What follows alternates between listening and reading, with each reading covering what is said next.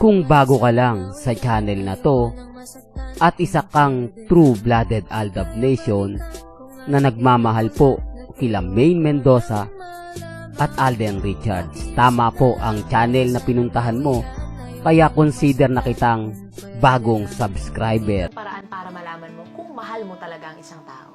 Kasi alam mo ang pag-ibig, dinaramdam na lang yan eh. At kapag naramdaman mo na yon, yun na yun. Wala nang tanong-tanong pa. Pag-ibig na yan. Sigurado mong siya na talaga panghabang buhay.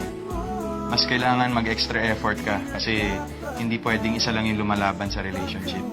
Ang importante, nagmahal ka at alam mong naging totoo ka sa sarili at sa nararamdaman.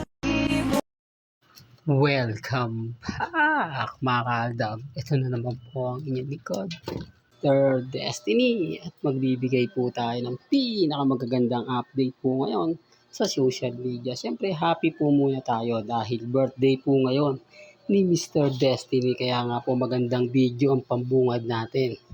Di po ba? Medyo umiidad na po si Mr. Destiny. Sa mga may birthday po dyan, happy birthday po sa inyo. Kaya good vibes lang po itong i-update natin. Mga kaganapan na talaga naman pong tumatak sa Aldab Nation na isang teleserye lang po ni Mengay.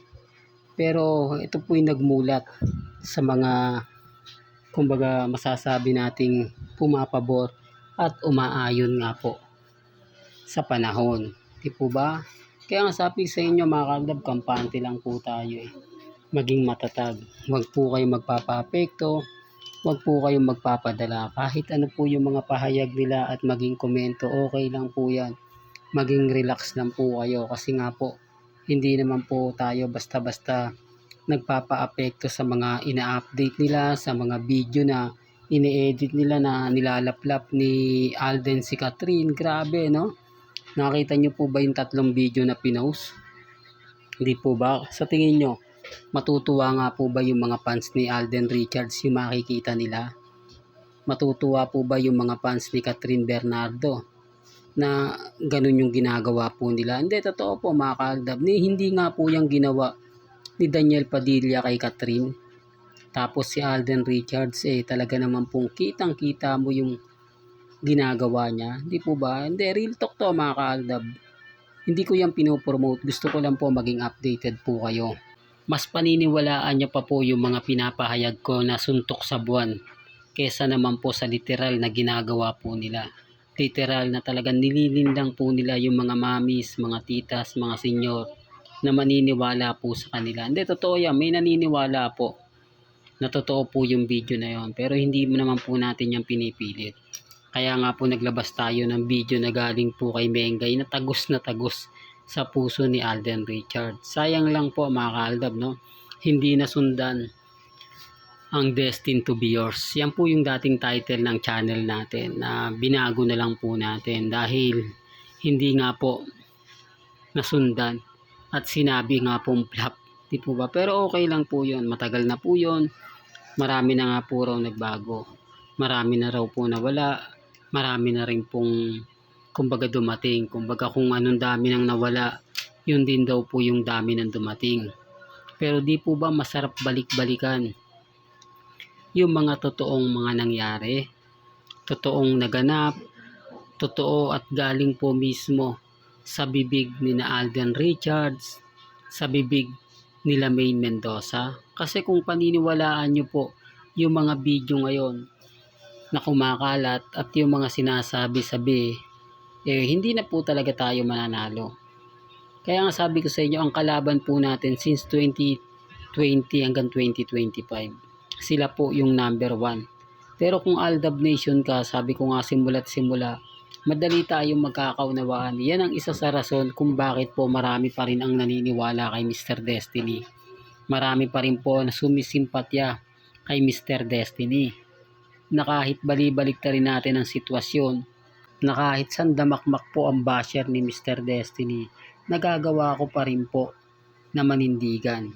Nagagawa ko pa rin po na ipaglaban ang Aldab Nation. Kahit binabash po ako, sinasabihan akong dilulo, kulto, paasa, at kung ano-ano pang masasakit at maanghang na salita. Kaya kong tiisin yan para lang po sa Aldab. Kaya kong, kumbaga, intindihin yung mga sinasabi nila. Dahil alam ko naman po mga kaaldab na hindi ako mananalo. Alam ko naman na hindi ako po pwedeng makipagbakbakan po sa kanila. Dahil sa bandang huli kahit talo na sila, aasarin ka pa rin nila. Kaya ang sabi ko sa inyo, wag po kayong magtaka, magulat kung bakit marami mga mamis, marami mga titas, mga senyor, ang kumbaga apektado sa mga pambabash po nila. Apektado sa mga pangiinis po nila. Yun lang naman po kasi yung po pwede nilang gawin at ipahayag po sa akin. Yun lang naman po yung po pwede nilang kumbaga ibato kasi hindi po nila ako makuha eh. Hindi po nila magawang palitan yung content ko. Yung tipong magpalit ka na Mr. Destiny kasi wala na, tambaga tapos na yung boxing, talo na kayo, tanggapin mo na lang yung katotohanan na sina Alden Richards at si Maine Polkerson wala na. Tanggapin mo na lang na kahit anong gawin mo, kahit anong ipaliwanag mo, walang maniniwala sa'yo, walang sisimpatya sa'yo. Kaya magpalit ka na lang ng content. Yung cut din na lang i-upload mo, mas kikita ka pa, mas dadami pa yung followers mo, mas dadami pa yung viewers mo. Pero hindi ko po yung hindi ko po yung sinunod kasi normal lang sa akin kung walang kita, di po ba? Ang importante lang naman po yung mga nakasama po natin, yung mga mamis, mga titas, mga senyor na nagmamahal po sa Aldab. At syempre sa mga nagmamahal na rin po kay Mr. Destiny, gaya nga po ni Ma'am Julie, ni Ma'am June, ni Ma'am Iggy, at yung iba pa pong mga mamis, mga titas na nagko-komento po sa channel natin. Kaya nga po hindi ako basta-basta natitinag. Hindi tayo basta-basta nagpapa-apekto. Lalo na nga po pag ang alam natin at ang pinag-uusapan, Aldab. Dahil hindi naman po ako gumagawa ng ginagawa po nila na talaga naman pong literal na halatang halata naman po. Di po ba? Ito yung mga desperadong galawan pero okay lang. Sabi ko nga, relax lang po tayo. Di po ba? Good vibes lang po. Dahil yung mga post naman ni Mengay, yung mga post ni Alden, umaayon po sa Aldab Nation. Kita nyo, si Mengay trending ngayon. Kita nyo po, si Alden Richards trending na naman.